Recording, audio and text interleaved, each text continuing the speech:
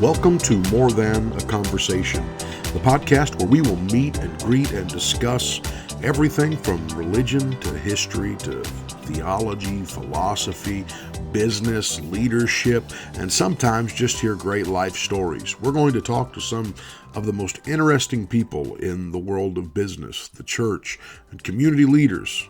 Sometimes you'll just hear me talking about whatever subject might be in the headlines for the day, or just something I think will be interesting to you. This is Patrick Conley, and I'm hoping that this will be more than a conversation for you.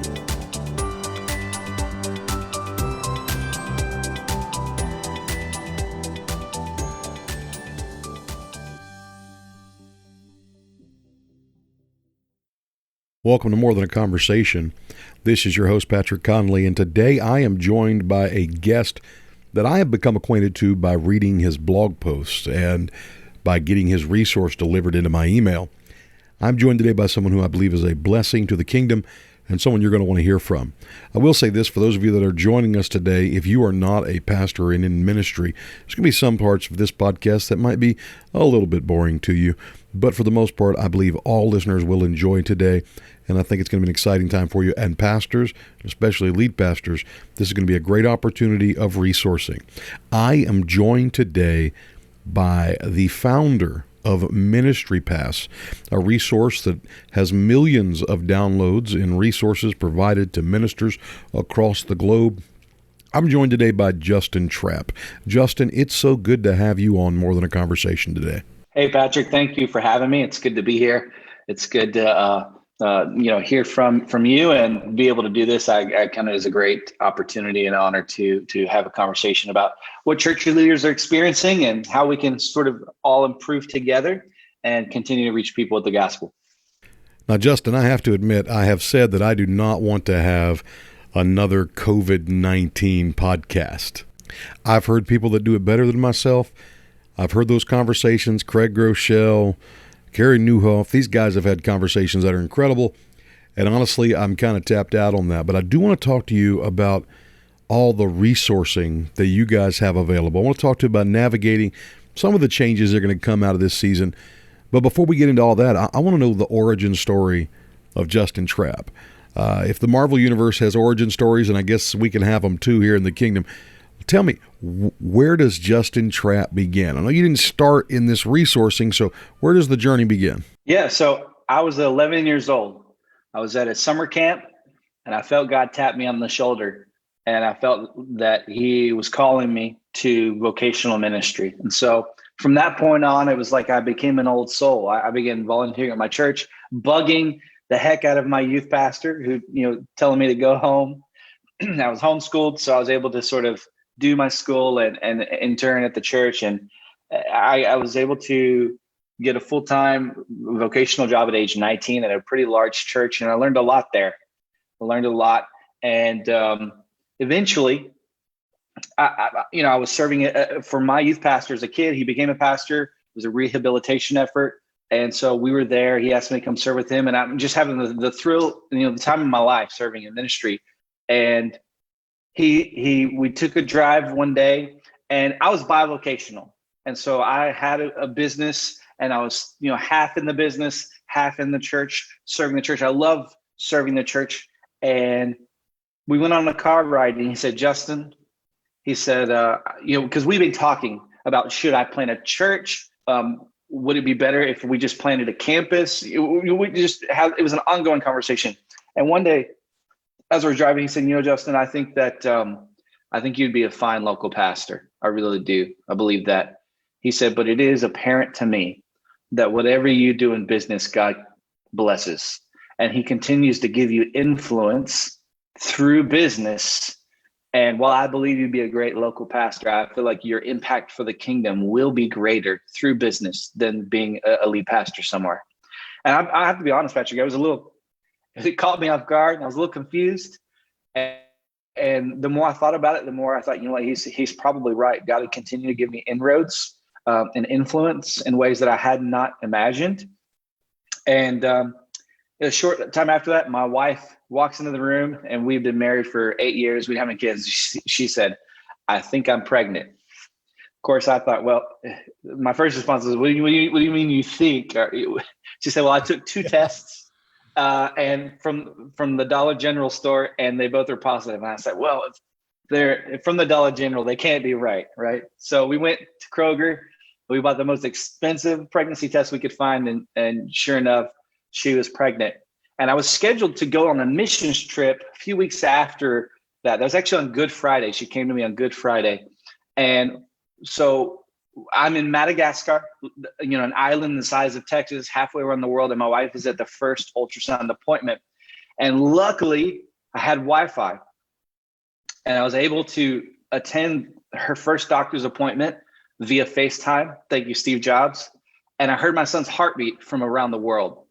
And that for everyone that's listening, the first time you hear your first child's heartbeat on that ultrasound, it does something to you. And it did something to me that day. And I had an idea to do something to create a platform for churches, smaller churches 300 and under, for pastors and for ministry leaders that are essentially,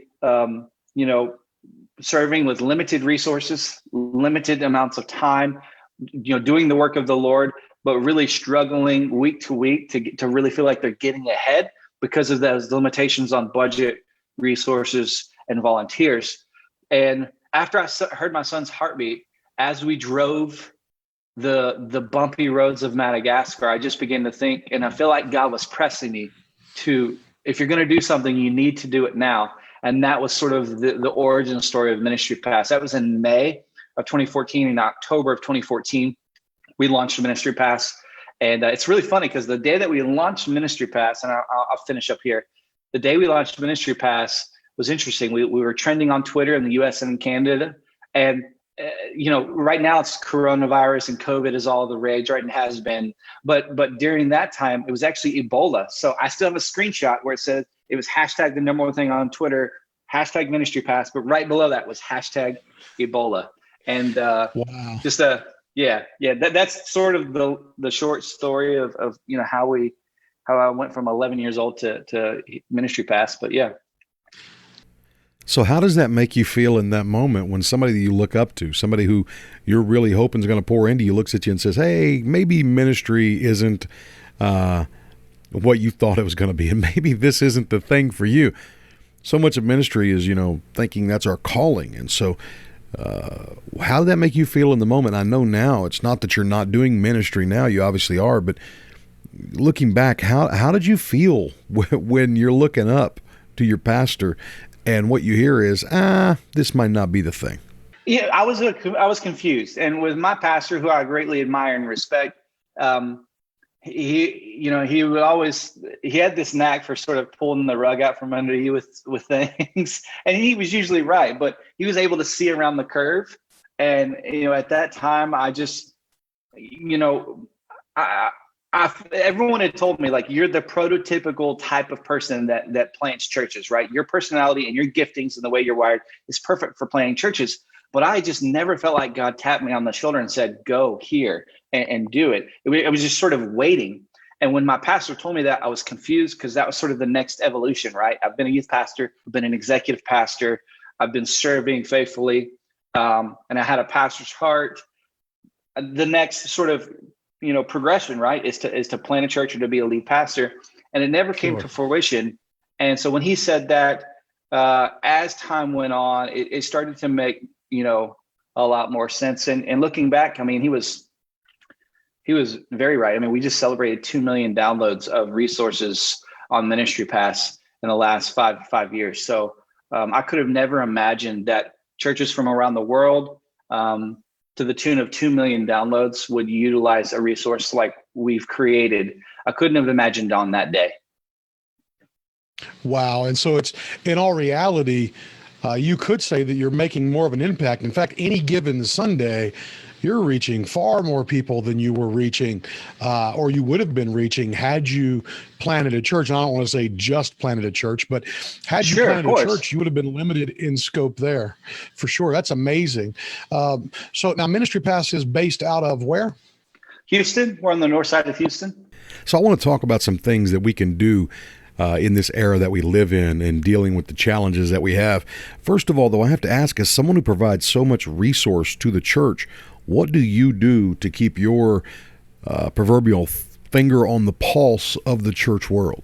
Well, so I serve at our church. I'm locally involved in a church. We're at a church plant. To be honest, I'm the oldest person that gets on stage, believe it or not. It's a very young, vibrant, church, and I serve on the board there, and so I'm actively involved in the church world. We support church plants personally, and we're involved in those. And so I would say I'm able to sort of stay in the trenches, sometimes via proxy, sometimes serving in a volunteer capacity.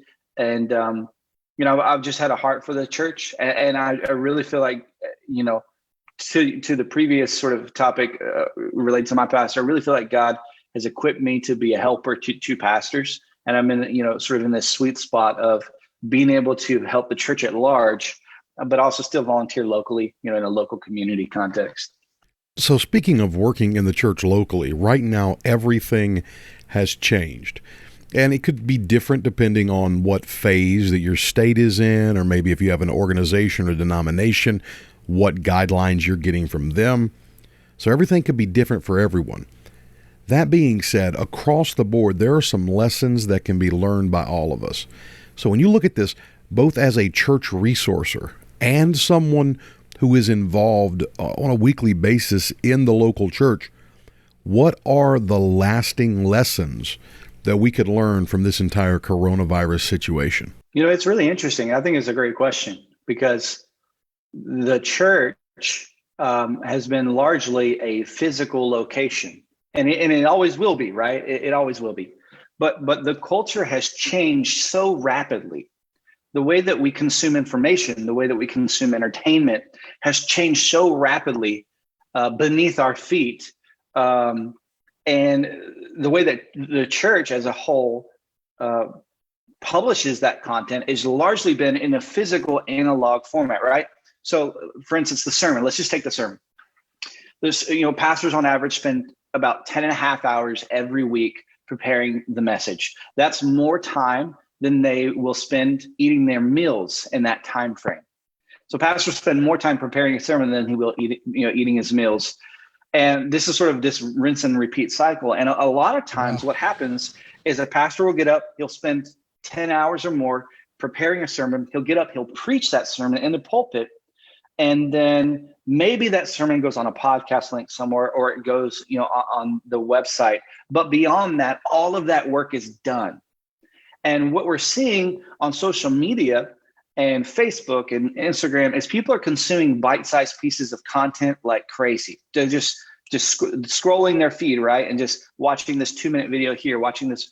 And what I think the church as a whole, it's really funny. I wrote a book about two or 3 years ago called The Digital Pulpit. And I really felt like the church wasn't ready for it, but for the sort of some of the things that we were talking about in the book. But as COVID hit, I realized that some of the ideas and the concepts and the thoughts in that book are really at the forefront now of where we're at, is that specifically the sermon, you've put all this work into that sermon. The sermon is such a dense piece of content, right? It's like the equivalent of a research paper every week. There is so much content that you can distribute and publish on Facebook, on Twitter, on Instagram, on TikTok, if you want to get really, progressive with it. And I don't just mean sharing your entire sermon. I mean repurposing all of that hard work. And I still feel like the sermon is the most underutilized piece of content in church today. And we could do a better job of leveraging all of that hard work to really, really stay at the forefront, be an encouragement, being a blessing to our people online every day, not just on Sunday. I want to dig into that statement you just made about the sermon being the most important content. You're a guy who creates content. So if you're saying that's the most important content we have, that's really saying something. Dig into that a little bit for us. What are some ways that we can practically repurpose the sermon? Well, so let's just take your sermon in general. We could just break this apart practically. There's a service called Rev, and there's many services out there, but rev.com, rev.com is my favorite. It's very simple. You can upload an audio, you can upload a video link or an audio link, or you can upload the actual file of your sermon. So let's see, you preached your sermon. A human being will transcribe that for you, and they will send you back a Word document. What that does is that really provides a lot of quick material for you to say, let's say you had 3 points. Let's say you follow the 3-point traditional preaching outline method. You could take that transcript and break apart each point into a blog post. You could do an email from the pastor. That's one thing you could do, because you don't want to blog your entire sermon. No one's going to read. No one's going to read that. Let's be honest. But you could break that apart. You could also take the passages that you used. You could take those one-liners. You could take your points. You could create graphic images and post those online using free software like Canva. You could have one of your volunteers do it. But that sort of Word doc serves as sort of that core piece of content for then you to be able to do those things. You could also take a point and make it into a 2 to 3 minute devotional. And you could post that on like a Monday morning. Hey, yesterday or this weekend, I talked about God's grace. And in point number 1, I said this, and here's a passage I use, and have a few thoughts and post that. That could be a selfie video. That could be an email. That could be a little micro blog. It could be just a Facebook post. But again, you're not having to work any harder, right? You've already done the work. You're just meeting people where they're already at, right? Because they're on Facebook. Sure. Facebook accounts for 24% of the world's internet traffic every day. That's insane, right? Wow. They're already there. So you can be a blessing to them. Another thing you can do is you can, I mentioned this, you could do a podcast. You could take portions of your sermon. You could do the entire sermon. You could also, if you record your sermon on video, you could highlight.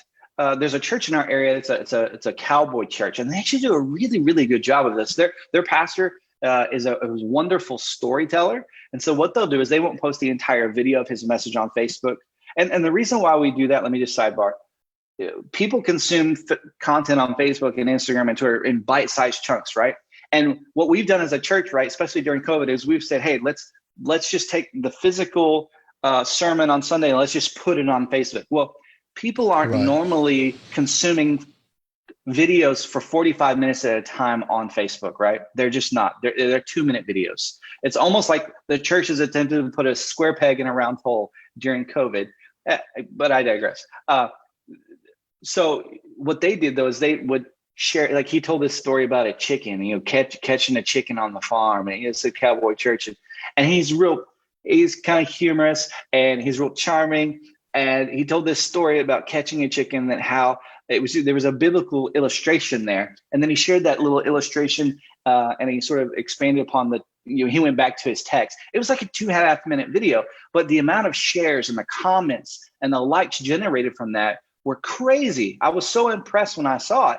And it's just a simple way of repurposing what you've already done, right? That hard work in the preparation, a hard work during the presentation of the gospel. Then you just sort of repurpose some of that, especially if you have someone that can edit that video. It doesn't have to be fancy, but it's content that is being repurposed specifically for the, like Facebook, and the ways that people's habits, their consumption habits are a certain way. You sort of repurpose your content to fit those consumption habits. And I think you're going to see a lot of fruit come out of those efforts. That idea of adapting to the way people are consuming content is actually a point that I've raised with my colleagues quite often, because I'm not convinced that the best way to get the message out is by just posting a sermon, whether we do it live or whether we do it later or however it is, because honestly, people aren't listening in these large chunks. People don't do that. People aren't sitting down just to listen typically. So when we put these things out, we put them out live, or put out the whole sermon. Well, now people are sitting there through you greeting people, through you talking about whatever's happened in the church, through all that stuff. You're 3-4 minutes in before you're even starting to get to the meat of what you want to say.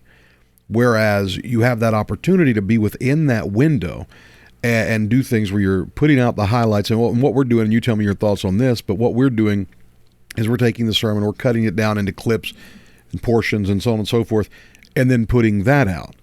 We are live right now as a service to people who can't return to in-person worship at the moment, but that's a service to them. For the most part, we're going to spread the gospel through shareable things, or at least that's our take, and I'd love to hear from you. I'd also like to hear from you about some of the resources. When you were talking about putting out quotes, what kind of resources are you aware of? Maybe they'd be low cost or even better, no cost, that pastors need to know about. I know one of them I think you mentioned was Canva. Canva is a free software where anybody can create a graphic. They have lots of templates. You can add your background. So let's say you have some artwork that your church is using for your sermon series. You can add that background, and then you can just literally edit the text, and that can publish directly to Facebook, Twitter, the social media feeds. I think that's a really easy way. And especially if you have a graphic designer at your church or someone that's remotely interested, right, in social media, that's going to be really easy for them to take that mantle and run with it, as long as they have that core content. I think rev.com is another way that you can utilize a service to really help you repurpose that content. And then here's another interesting idea. If you have a 4-week sermon series, on average, a pastor has spent roughly 40 something hours, right, or more, for that sermon series in preparation content. That's just a lot of work. That's a lot of work. That's a lot of content. And there's probably stuff that you didn't even preach about that just sort of got left on the editing floor, if you will, or you forgot to mention it in your message. There's a lot of content there. A great thing that you could do, especially if some of your more, a series that you feel like would be really good, is you could take your sermon series and convert it into a book, an ebook or a physical book. And the reason for that is this: if someone reads your book, right? I know sometimes pastors get flack like, why does a pastor need a book or make a sermon series out of a book? But if someone reads your book, think about this. If it's a little different right now, but normally speaking, if someone comes to your church, what is a consistent attender is twice a month these days. They come to your church 12 times in 6 months. That means you have them for 12 hours roughly on average over a 6-month period. That's really not that much time, 12 months collectively. But if they take a book that you've published, an ebook, you make it available on your website, or you have a physical copy and you can give it away, or they can buy it, whatever the case may be. It may take them 12 hours, 7 hours to read a book. But the point is this: it may take 6 months of them attending, which is like 12 hours if your service is an hour long. It may take 6 months to really build trust, right? For your voice as a pastor, as a shepherd. Maybe they're new to church. They don't know you from Adam. They just started attending, every other week type thing. It may take 6 months to build trust and for them to view your voice as sort of a leading spiritual voice in their life. But if they read the book in a day or 2 days, you've accelerated that trust model, that trust relationship from 6 months to 2 days. And so I know that's probably a larger investment of all of the ideas that I'm saying. But I think taking a sermon series that you've worked really hard on and producing a book out of it might be extremely fruitful, especially for the people that are just coming to your church, for you to give them as a first-time guest gift. Wow. That's going to do something really, really special. And then here's a last idea. You've taken this sermon content, you spent all this hard work. I still believe the sermon is the most underutilized piece of content for the church, but I believe the most underutilized tool for the church is the church website. And here's what I mean by this. Businesses, like we use this, right? You said you've been getting my emails every week. Why? Because you came to our site, or you saw something that we offered for free and you opted in. You gave us your email address because we're willing to give you something for free. I haven't seen really any churches do this. And here's the thing. Here's the metaphor I like to use. If you're standing on your church property and you have a church sign, right? And there's a road out in front, You can see people driving by, sort of like quantitative data. It's like Google Analytics. We know 250 people visit our church website every month. It's quantitative data. You can see them, right? But you don't know their stories. You don't know if they're parents. You don't know if they're divorced. You don't know any of that. And what you can do with your sermon content, like let's say you have a devotional series on prayer. You had a 5-week sermon series on prayer. Let's say you make that into a devotional series, really easy. Again, using the things that I've talked about. You make that available as a free download on your website. They have to give you the email address. And let's just say I use prayer. Let's just say a marriage. It's a 5-week devotional series on marriage. When they opt into that, you know that they're probably married and they want to improve their marriage. They want to see what the Bible says about marriage. That's actually really great data. Let's say you create something called 5 Bible stories to teach your children. Well, if someone opts into that and they download that from your website, now you know they're parents. They want to teach their children about God. And you can send them emails specifically highlighting your children's ministry. Again, accelerating that trust building relationship over their inbox. So I hope some of these ideas are attainable and practical. But again, the sermon itself is just such a dense piece of content. There's so much the church can be doing, especially during the season. Man, that's some great stuff on resourcing and the options that are available and things that we can do to resource the sermon. I love that. Another thing I want to ask you, though, is what do you say to the pastor that says, Justin, I love what you're saying about breaking the sermon down. I love about putting up the graphics and all that stuff, but I'm struggling even to find volunteers to take care of what I need right now. I mean, I know some churches have, especially now with the corona, more people are adding the idea of online campus pastor and that sort of thing. But what about that person that's in that church of 100, less, 50, 30, that's out there trying to do the ministry and says, I love your ideas, but I don't know where to get somebody. Where do you go? Where do you suggest the pastor go to find the volunteers for this? Well, I think you can just naturally speaking, you take a look at the people in your church that are naturally gifted. Maybe they have a large following on Facebook or they have a large following on Instagram. There's just that natural attraction to them, or they just seem to be very proficient in those areas. I think you could start there. I think it also, if you back up, you just have to have an honest conversation about where we're heading as a culture and the way that we're using technology to further the gospel. Paul used scrolls, right? Pen, the quills and letters. That was right. And then you have Gutenberg come along and sort of probably the most important invention in the history of mankind, right? And from there, Bibles were able to be printed. And then now we have Google. So you went from Gutenberg to Google, and people are searching for questions about God in a search bar.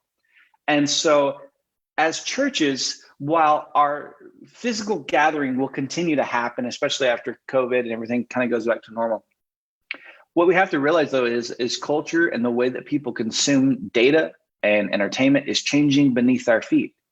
And we have to ask ourselves, as culture is changing, as society is changing the way that we consume stuff, but largely a lot of things for us as ministers and the gospel itself will remain the same. But the way that we deliver that to people, to a community, might look a little different than the way it looked the last 20 years. I mean, think about how much has changed in the last 20 years. Uber and Lyft, they are the largest taxi service in the world, and they own no vehicles. Airbnb is the largest hotel accommodation provider, and they own no real estate. Right? These things have fundamentally disrupted society, and they weren't here 15 years ago. And so as a pastor, you have to understand that, there are people in your physical community, but there is this new digital realm that we can't ignore anymore. And we have to almost say, this has got to be a priority. If we want to speak to people where they're at, Jesus, he hung out at wells, right? Wells were these sort of social gathering places and those times. You could say coffee shops, or even are sort of modern wells, or even Facebook basically is the newest. Facebook, Instagram, social media is a modern well.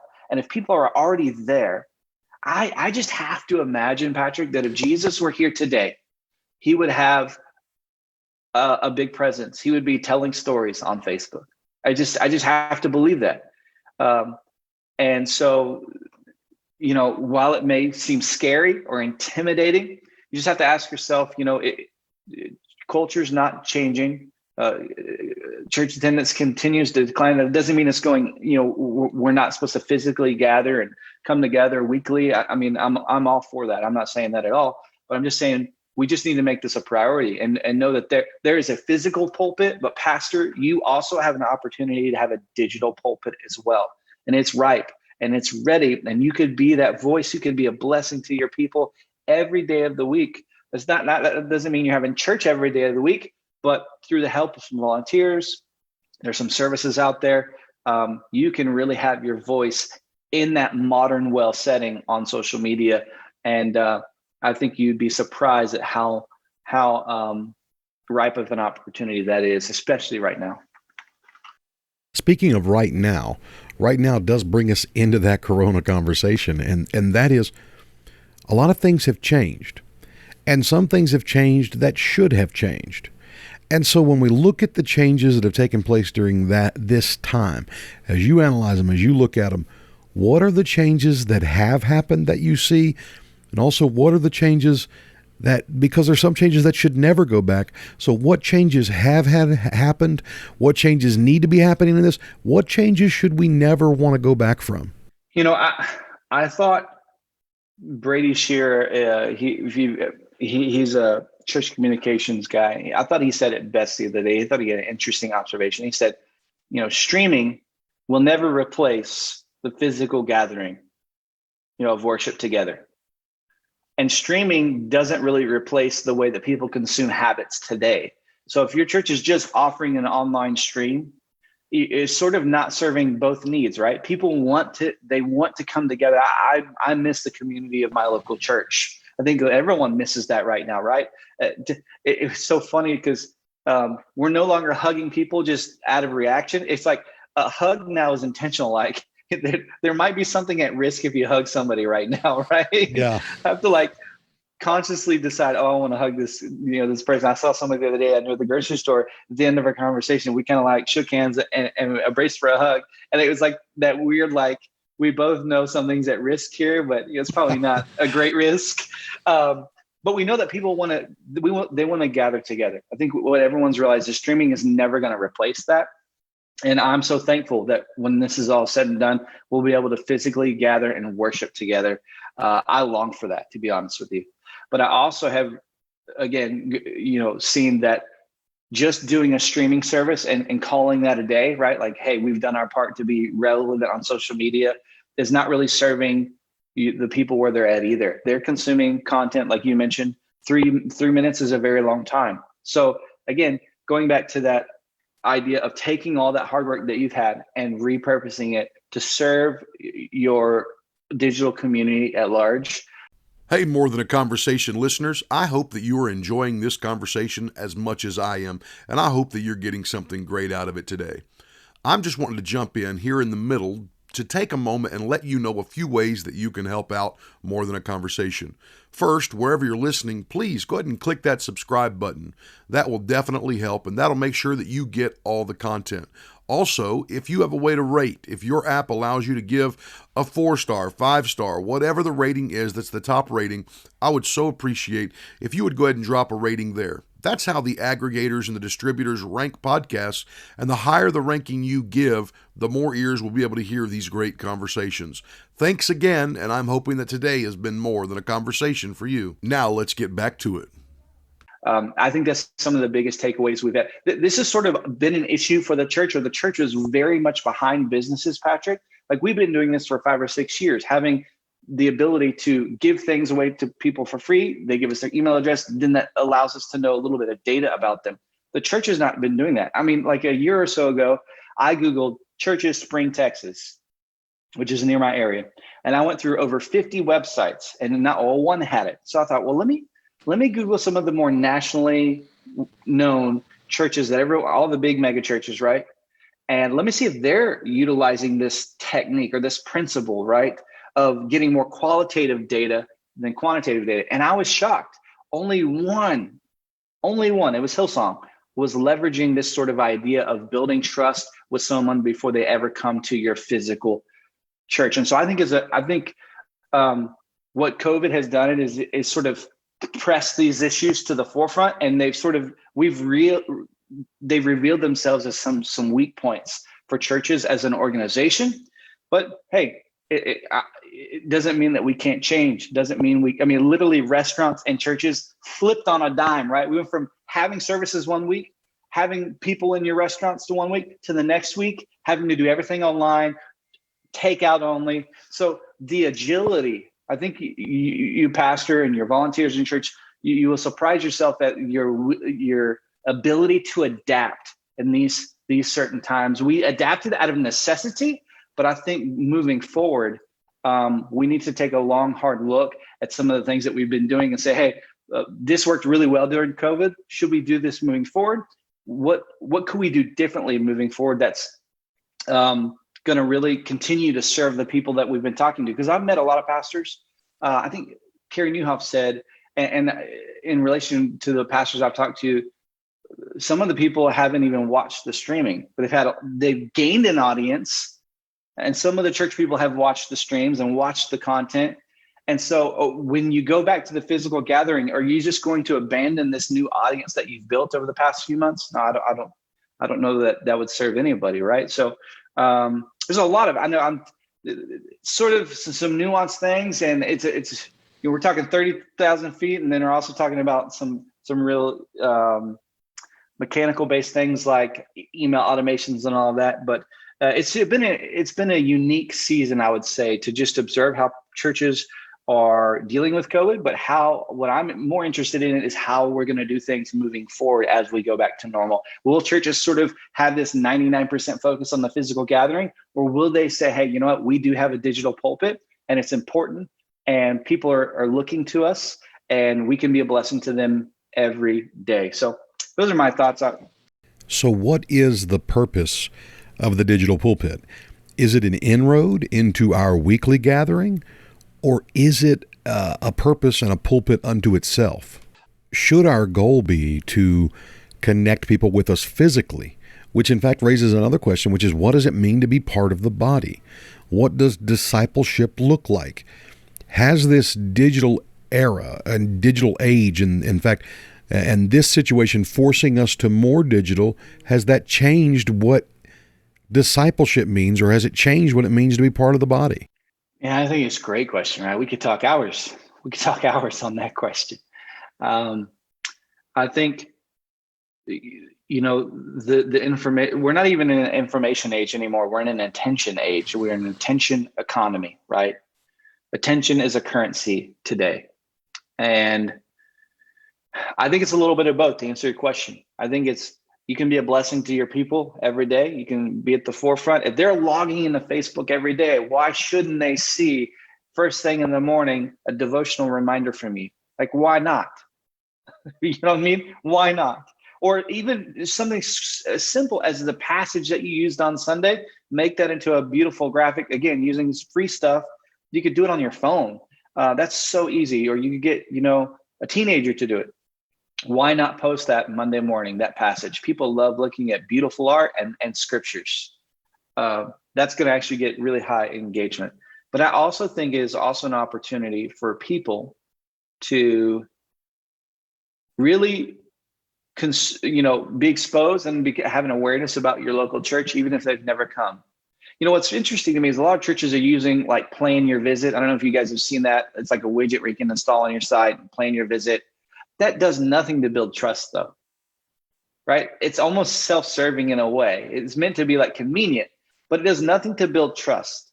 And I think what I'm saying is if you can produce content, and I'm not talking about crazy highlighted videos every day. I mean, you can mix it up, maybe one video a week, an edited 2-minute video. Start somewhere, right? Start somewhere small. Start something where you can be consistent. I forgot who said it the other day. Consistency over intensity every day of the week. So if you can be consistent and just adding something, you can begin to build trust with maybe someone that's lived in your area for a long time, and they've driven by your church every day on their way to work. But the thought of like, the unknown, right, of like attending a service, there's sort of that anxiety there, or the unknown, or they're afraid, or they don't want to feel awkward. But if they find you on Facebook and they hear you tell a story about catching a chicken on the farm, right? That can go a long way to really helping them come to a physical gathering, which ultimately you love for them to be a part of, right? That's really the end goal, for them to accept Jesus, but also come into community and fellowship with a body of believers, and to continue to grow as a disciple of Christ. That can happen digitally, but I think the physical element will always be there, always. So that physical element being there, it seems like it's a fine line that we're playing, and it is that we're playing between being there and helping and offering service and offering connection, and pushing people towards making that physical connection. And I appreciate you bringing that up, because it brings to light that we want to do that trust building, and we want to do that more than we just want to get someone into the building. We actually want to build that trust. Here's another question for you regarding coming back into the building, and that is, right now churches are torn between what to do with children's ministry, how to handle the situations with safety for kids, with also having young families that might say, hey, we're not going to return until there is childcare, and that's a fine line as well. So where do you, as a church resourcer and a minister, where do you come in on that as far as what churches should be doing during this time in children's ministry? I think that's it's an as a parent, I can speak to this as a parent. We've had discussions at our church. How do you come back to normal with no kids ministry? My 2-year-old, he's got some developmental things that he's working through, and that joker puts everything in his mouth. Everything that he touches will go inside his mouth. And so as a parent, I'm going, well, my wife is 7 months pregnant, and I would love to go back. I'm not worried about me going back to a service. I'm worried about my 2-year-old, my 5-year-old, my pregnant wife. How do we work? How do we navigate through that? And I'm not a health expert. I'm not a, Dr. Fauci, so I can't really even speak to that. I can speak to it as a parent and say, I'm concerned. I would like to see us get to something normal. I think we will. I think when we look back, this will be a unique time. I don't even want to say anything because I'm not a health expert. I'm not a virology expert, anything like that. But I have to wonder how much of what we've experienced through this has been an overreaction, and how are we much more afraid than we should be. I know that it's a very serious issue. It's a very serious topic. I mean, don't get me wrong. So that's all I'll say about that. I'm looking forward to getting back in. If you're a pastor and you're wondering how do you get back to that, I think what you can do is, especially if you have a children's leader or a children's minister, your kids are familiar with them already, especially if they've been going to church regularly, children's ministry. I think what you do is you just lean into that and see if the church is able to do. I saw one church and I thought was awesome. They did like a nightly Bible story reading, and it's like 3 minutes long or 2 minutes long, and the parents would play it. You don't have to do it every day. I mean, that sounds like a lot of work, but you can be really creative. Nothing has to be very well produced. If we've learned anything, right, the production value doesn't need to be there. Well, like you have a fancy setup here, and you got the scroll going and the lower thirds and the titles and the graphics. Like this, like your children's pastor doesn't need to go even this far. Jimmy Fallon literally has been doing the Tonight Show every night from his phone or his iPad, just out on a walk with his wife, just talking, telling stories. There's no production value in that, right? There's none. And so what we've seen, Steph Curry and his wife, Aisha Curry, they did what was it called? Home and Hallelujah. It was like a worship night on Instagram. And they had artists come in and they're singing worship songs. It was Chris Tomlin singing Good, Good Father with his 2 girls on his shoulder singing with him. No fancy microphones, no fancy video editing, right? Just from their phones. And so I think maybe if we're wanting to put our best foot forward from a polished standpoint, I think it's unnecessary. I think you just have to be consistent and be available, and meet the kids where they're at. If you can, your children's leader can sing a song and record it. Doesn't have to be fancy. That could go a long way, honestly. So I would say be practical, be simple, be authentic to yourself and to the ministry of the church. But you don't have to be polished, and you don't have to be highly produced. So we're coming back, and things are looking like they're going to be starting to get back to normal. We're coming into summertime, which can be a unique season in and of itself. So Ministry Pass is obviously a resource that puts out sermon help, series, that sort of things, suggestions for pastors. So as pastors are coming in this summer season, what kind of themes would you suggest? What kind of things are you saying, hey, this is what would be good? Now, I'm not going to anoint you the Holy Spirit today. We're not going to do that. And so I'm not asking you to tell pastors what to preach, but what would you be suggesting as someone, again, who's in ministry and someone who's talking to a lot of pastors and so on and so forth? What kind of themes, what kind of topics, what kind of things should pastors be looking to include in their sermons as we move back into church and into these summer months? I think that's a great question. I think it's an important question, and some intentionality as we move back in from a content standpoint is very much needed.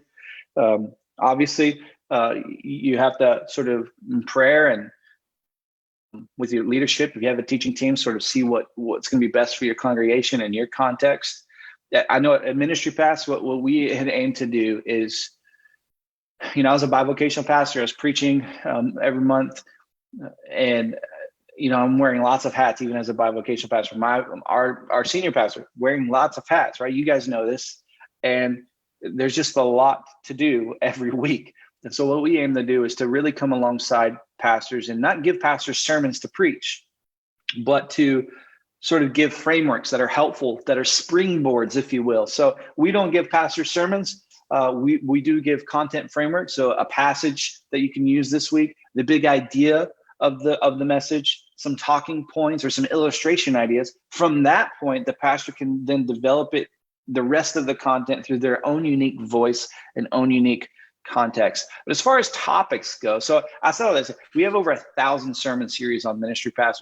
Our team we have writers and editors and designers. You can just view us as like a team for your church, because all of the skills required to create a sermon series, there's a lot. There's the theologian, right? There's the researcher, there's the organizer, there's the graphic designer, there's the video editor. So what we've tried to do is be a team for a church, a creative team. As far as topics go, I think, your people are going to be yearning for community. They're going to be yearning for the basics, right? And so I think a sermon series or some of the topics that you could do is on fellowship, on community. You could get back to the basics and just talk about the early church. Go back to sort of the foundational, right? What it means to be a Christian today. What does that look like? Those are some things that I think would be not only well received, but very timely as well. In a season when you're getting back to, you don't want to, I hate to be so cliche, but yeah, everyone's been afraid, man. The world has been on fire for like 5 years straight, it feels like, right? Everyone's afraid. There's all kinds of racial and things happening across the nation, and there's fighting and there's pointing of fingers, and maybe we just need to strip it back down and go back to the basics and just look at the words of Jesus, look at the teachings of Jesus. And when you pull back the layers of the politics and the news media and the headlines, we just go straight to Jesus, right? And we look at his words and the things that he said and the lessons that he taught and the parables. Maybe that would be that living water that we so desperately need right now as we come back together. I think that might be the most timely thing. It's just something simple and meaningful for our congregations. Nothing I don't even think you have to be fancy, right? I think it just needs to be from the heart, and maybe back to the basics. That's what I would lean towards. So Justin, I do want to take a minute and talk about Ministry Pass. Ministry Pass has so many resources, so much information. The blog has been a help to me. I know you guys have like 2 million downloads that you said. So I want you to take a moment and talk to us about how the pastor can be served The person on the ministry team can be served. Churches can be served. You guys are making impact all over the kingdom. And I want you to take a moment and tell those that are listening what Ministry Pass can do for them. Yeah, so Ministry Pass, we aim to help three areas of the church. The senior pastor from a sermon series perspective, the youth pastor, and the children's pastor. So we have sermon series for every age demographic. We have, and I mentioned this before, but we don't give you sermons to, transcripts. We provide you frameworks, and then for you to develop that through your own voice. But that first 10%, right? You have already done for you. And then we give you all the media that you need to promote that online, at your church, on your screens, video bumpers. So the content and the media to go with that. And then we also have sort of the things that a church in general would need every week. We have, the event graphics, water baptism, communion, all of those, Memorial Day, graduation, all those things that a church needs for this week or next week. Those media slides, we have those available, and we have thousands and thousands in our library. And then for pastors, we have sermon illustrations library as well. So our writers are always adding. My biggest frustration when I was a pastor is I could Google free sermon illustrations or sermon illustrations. I could find 10 websites, and they all said the same thing, and they all felt like they were about 15 years old. And we just spent a lot of time looking for a really good illustration, right? And what our writers have done is they've tried to take current events that are happening and news stories, inspiring things and lessons, and just continually add fresh new sermon illustrations to our library. So if you're a pastor, not only are you able to, one membership can really help your entire church. It can help your youth ministry, your kids ministry, and whether you need a baptism graphic or you need help with some sermon preparation, we aspire to really help not only save you a little time, but also help you put your best foot forward week in and week out. Because pastors, this, Patrick, preaching 40 times or more a year, and that's exhausting, right? I know some guys just live to preach, but I meet a lot of pastors that it's tough on them, preparing that 10 and a half hours every week. That can be taxing. And so what we aim to do is just come alongside you and be a sort of part of your team that can help from our research to writing to graphics, whatever the case may be, whatever fits your church. Some churches use Ministry Pass just for the media. Some pastors use it just for the sermon research and the prep work. Whatever's going to fit your church. You know that better than us, but we've tried to create a balanced library that really can help really a lot of churches, medium to small in particular. That's who we aim to serve. Churches at 300 and under, we feel like that is sort of our sweet spot and who we can come alongside and help resource. Because I was at a church of 250 for a long time. So I feel like I understand those tensions and those battles week to week that a church leader or a pastor faces with just trying to get to the service, right? Just trying to get past this Sunday. So we love to partner with you. You can sign up for a free trial. It's 14 days. Download whatever you want and check it out. So get over to ministrypass.com. That's ministrypass.com. Check out the resources that are there. If you're a pastor, if you're on the ministry team, if you're on the AV team, get over there and check it out. There's a lot of resources there. There's stuff that'd be great for you. Ministry Pass, again, check out the blog. There's so many good things there. Get over to ministrypass.com. Check out what Justin and the team have there going. Justin, is there any way for people to follow you? Where can they go if they want to read what you're writing? Obviously, ministrypass.com, but where can they follow you on social media and all those other things? If they just want to hear more from Justin Trapp, where do they need to go? Yeah, you can follow me, Justin Trapp, at Justin Trapp on Twitter, on Instagram. You can follow Ministry Pass at Ministry Pass for all of those. I can tell you, we just launched a YouTube channel a few weeks ago. And one of our episodes for our podcast and on YouTube that we just released last week was sermon series ideas for the summer.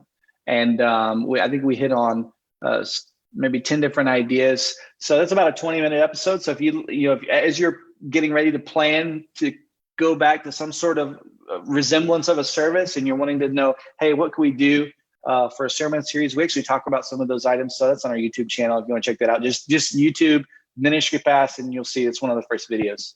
Awesome. So guys, check out ministrypass.com. Check out Justin Trapp. I think you will be blessed by him and the team, and it will be a great resource to you. In the meantime, Justin, thank you for joining us today. It was awesome to have you. Hey, thank you for having me. It was certainly a pleasure, and I'd love to come back. Thanks again for being part of More Than a Conversation today. If you'd like more content like this, check out my blog at www.pastorconley.com. That's PASTORCONLEY.com. Again, that's pastorconley.com. I'd also love to see you join us in worship at Garden Sanctuary. If you're ever in Rock Hill, South Carolina, or the greater Charlotte area, we'd love to have you stop by and worship with us. Check us out at www.gardensanctuary.org. That's gardensanctuary.org. Until next time, I hope this has been more than a conversation.